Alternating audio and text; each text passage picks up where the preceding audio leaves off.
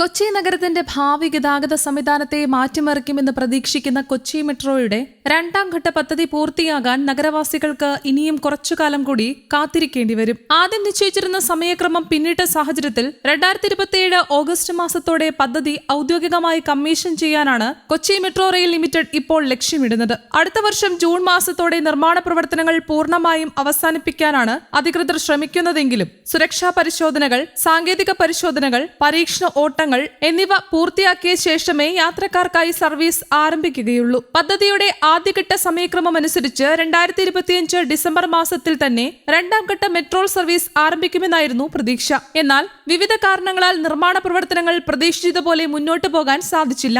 ഇതോടെ 1.5 വർഷത്തിലധികം അധിക സമയം പദ്ധതിക്ക് ആവശ്യമായി വന്നു. പദ്ധതിക്ക് ആവശ്യമായ 1716 കോടി രൂപയുടെ വായ്പയ്ക്ക് സർക്കാർ അനുമതി ലഭിക്കുന്നതിലുണ്ടായ കാലതാമസം നിർമ്മാണ വേഗതയെ ഗണ്യമായി ബാധിച്ചതായി KMRL വ്യക്തമാക്കുന്നു. അതേസമയം പൈപ്പ് ലൈൻ ജംഗ്ഷൻ മുതൽ പടമുകൾ വരെയുള്ള ഭാഗത്ത് Indian oil, Adani gas pipe നിലനിന്നിരുന്നതും നിർമ്മാണ പ്രവർത്തനങ്ങൾക്ക് വലിയ വെല്ലുവിളിയായി മാറി. പൈപ്പ് ലൈൻ മാറ്റിസ്ഥാപിക്കൽ ഉൾപ്പെടെയുള്ള സാങ്കേതിക നടപടികൾ പൂർത്തിയാക്കുന്നതിന് അധിക സമയം വേണ്ടി വന്നതോടെ നിർമ്മാണ പുരോഗതി മന്ദഗതിയിലായി. ഇതുകൂടാതെ ജവഹർലാൽ നെഹ്റു സ്റ്റേഡിയം മുതൽ പാലാരിവട്ടം വരെയുള്ള ഭാഗത്തെ ഭൂമി ഏറ്റെടുപ്പ് നടപടികളും പദ്ധതിയെ പിന്നോട്ടടിച്ചു. 2024 ഡിസംബറിൽ ആരംഭിച്ച ഭൂമി ഏറ്റെടുപ്പ് നടപടികൾ 2025 മാർച്ചിലാണ് പൂർണ്ണമായും പൂർത്തിയാക്കാൻ കഴിഞ്ഞത്. ഈ കാലതാമസങ്ങളെല്ലാം ചേർന്നാണ് പദ്ധതിയുടെ സമഗ്ര സമയക്രമം നീണ്ടുപോയത്. കൊച്ചി മെട്രോയുടെ രണ്ടാം ഘട്ടത്തിൽ നിർമ്മിക്കുന്ന പാതയ്ക്ക് ഏകദേശം 11.2 കിലോമീറ്റർ ദൈർഘ്യമുണ്ട്. കലൂരിലെ ജവഹർലാൽ നെഹ്റു അന്താരാഷ്ട്ര സ്റ്റേഡിയത്തിൽ നിന്ന് ആരംഭിച്ച് ഇൻഫോ പാർക്ക് വരെ നീളുന്ന ഈ പാത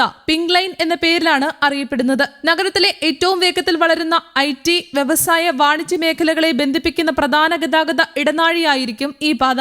ഇപ്പോൾ തന്നെ Kakkanad, info park, smart city, KINFRA, Cochin special economic zone തുടങ്ങിയ പ്രദേശങ്ങളിലേക്ക് പ്രതിദിനം ലക്ഷക്കണക്കിന് ആളുകളാണ് ജോലിക്കും പഠനത്തിനും മറ്റാവശ്യങ്ങൾക്കുമായി യാത്ര ചെയ്യുന്നത്. എന്നാൽ വാഹനങ്ങളുടെ എണ്ണം കുത്തനെ വർദ്ധിച്ചതും റോഡുകളുടെ ശേഷി പരിമിതമായതും കാരണം ഈ മേഖലകൾ കടുത്ത ഗതാഗത കുരുക്കിലാണ്. പ്രത്യേകിച്ച് രാവിലെയും വൈകിട്ടുമുള്ള തിരക്കേറിയ സമയങ്ങളിൽ യാത്രക്കാർക്ക് മണിക്കൂറുകളോളം റോഡിൽ കുടുങ്ങിക്കിടക്കേണ്ട സാഹചര്യമുണ്ട്. ഈ പശ്ചാത്തലത്തിലാണ് മെട്രോയുടെ രണ്ടാം ഘട്ടം വലിയ പ്രതീക്ഷ നൽകുന്നത്. പദ്ധതിയുടെ ഭാഗമായി Jawaharlal Nehru stadium, Palarivattom junction, Palarivattom bypass, Chembumukku, Vazhakkala, Padamugal, Kakkanad junction, Kakkanad civil station, Cochin SEZ, Chittethukara, Kinfra, info park എന്നിവിടങ്ങളിൽ ആധുനിക സൗകര്യങ്ങളോട് കൂടിയ സ്റ്റേഷനുകൾ സ്ഥാപിക്കും. യാത്രക്കാരുടെ സൗകര്യം മുൻനിർത്തി എസ്കലേറ്ററുകൾ, ലിഫ്റ്റുകൾ, ഡിജിറ്റൽ വിവര സിസ്റ്റങ്ങൾ, പാർക്കിംഗ് സൗകര്യങ്ങൾ തുടങ്ങിയവയും സ്റ്റേഷനുകളിൽ ഒരുക്കും. രണ്ടാം ഘട്ടം പ്രവർത്തനക്ഷമമാകുന്നതോടെ കാക്കനാട് മേഖലയിലേക്കുള്ള യാത്രാസമയം ഗണ്യമായി കുറയും. നിലവിൽ 1 മണിക്കൂറിലധികം സമയമെടുക്കുന്ന പല യാത്രകളും മെട്രോ വഴി മിനിറ്റുകൾക്കുള്ളിൽ പൂർത്തിയാക്കാൻ സാധിക്കും.